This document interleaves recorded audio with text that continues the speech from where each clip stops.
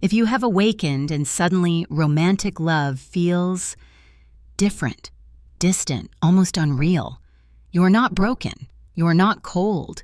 You are not incapable of love. You are seeing. And that changes everything. Many women reach a moment in life where the old fantasy of love collapses. The intensity fades, the obsession dissolves, the longing softens, and instead of excitement, there is clarity. Instead of hunger, there is space. This can feel frightening at first. You may wonder if something inside you has died, but in Jungian psychology, this is not loss, this is graduation.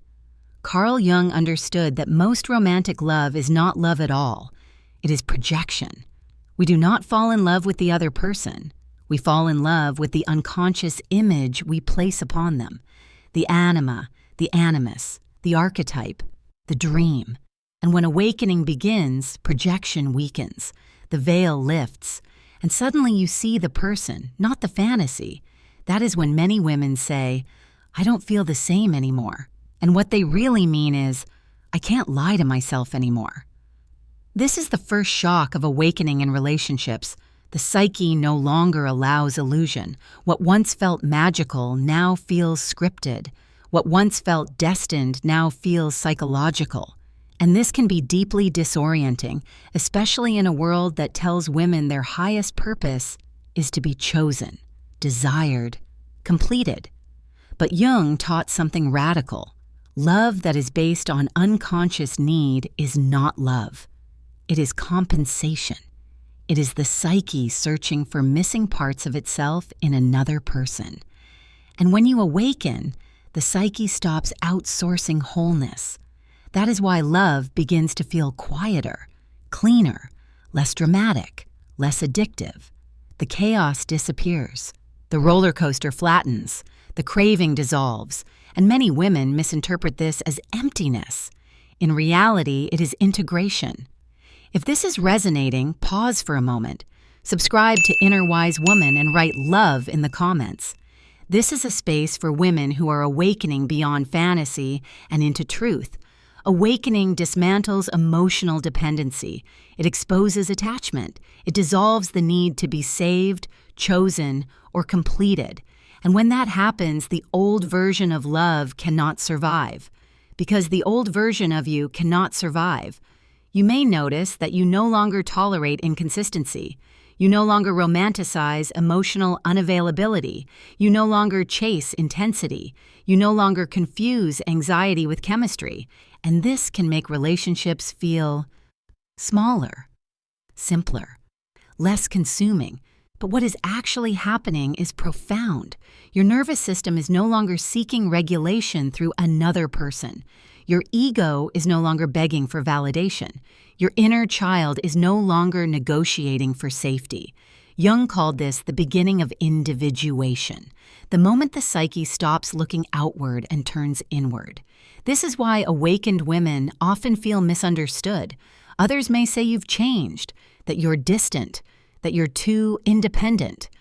But what they are sensing is that you are no longer operating from lack. And lack is what most romantic systems are built on. So when you stop lacking, the system collapses. This is not cynicism. This is clarity. This is not coldness. This is consciousness. When awakening deepens, something even more unsettling happens. You begin to see the mechanics behind attraction. You don't just feel, you perceive. And once you perceive, you cannot unsee. Jung explained that much of romantic intensity is not about the other person at all. It is about the anima and animus, the unconscious inner figures we project onto lovers. The anima is the inner feminine image within a man. The animus is the inner masculine image within a woman. When we meet someone who matches these internal archetypes, the psyche ignites. It feels like destiny, like recognition, like magic. But it is not recognition of the other. It is recognition of yourself. This is why love feels so overwhelming in the beginning. You are not meeting a person. You are meeting your unconscious. And the unconscious is powerful. For women, this often plays out as intense emotional attachment, idealization, and the sense that He completes me. Jung would say, this is not romance. This is projection. You are placing your unlived strength, your hidden power, your denied authority onto another human being, and then you worship it. Awakening dismantles this. Painfully, relentlessly, it strips the projection off, and when the projection falls, the person looks ordinary, sometimes disappointing, sometimes incompatible.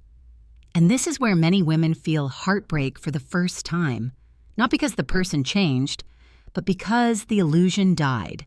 This is also where the shadow enters. The shadow is everything you have disowned in yourself: the anger, the need, the hunger, the fear, the desire. When you awaken, you begin to reclaim these parts, and as you reclaim them, you no longer need someone else to carry them for you, so the obsession fades, the addiction weakens, the emotional dependency dissolves. And many women panic here. They think something is wrong. They think they are incapable of intimacy. They think they are broken. But Jung would say, you are becoming conscious. This is the stage where love stops being a drug and starts becoming a choice. And that is terrifying to an ego that was built on fantasy. You may also notice that you become allergic to emotional games, to hot and cold behavior, to ambiguity, to manipulation, to intensity without depth. What once excited you now exhausts you. What once intrigued you now repels you. And this is not judgment. It is nervous system clarity. Your psyche is no longer willing to bleed for entertainment. Lacan enters here with brutal precision.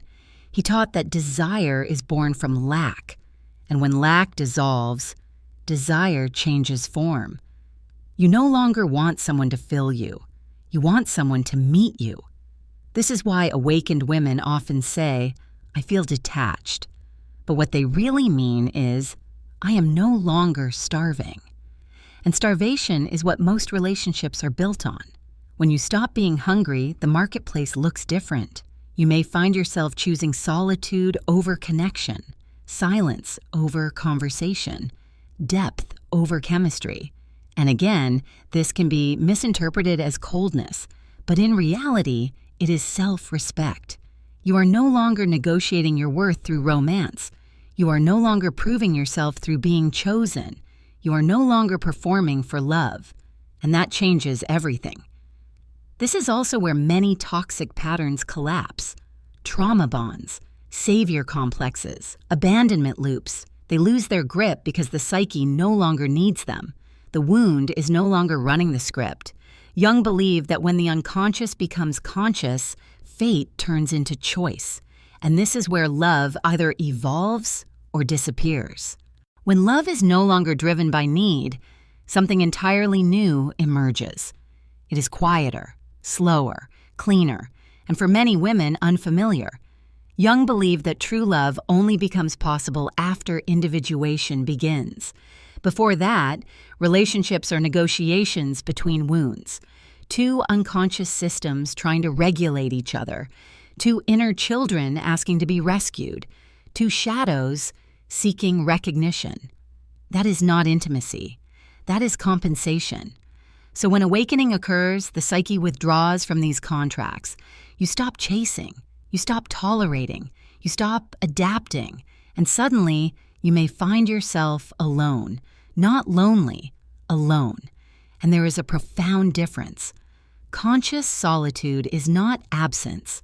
It is presence with self. It is the space where the psyche reorganizes, where the nervous system settles, where the ego stops performing and the self begins to lead.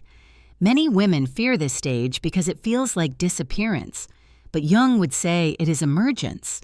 This is the phase where you become selective without being defensive, where you observe without hardening, where you feel without bleeding, where you can say no without guilt, where you no longer collapse into others for identity. Love after awakening is not consuming. It is meeting. It does not demand. It invites. It does not complete. It accompanies. It does not rescue. It witnesses, and because of that, fewer people can access you, not because you are unavailable to us, but because you are unavailable to illusion. You may notice that you no longer tolerate relationships that require self-abandonment. You no longer romanticize suffering. You no longer equate intensity with intimacy. And this changes the entire field of attraction. You are no longer magnetized to potential. You are magnetized to presence. This is why many awakened women feel out of sync with dating culture.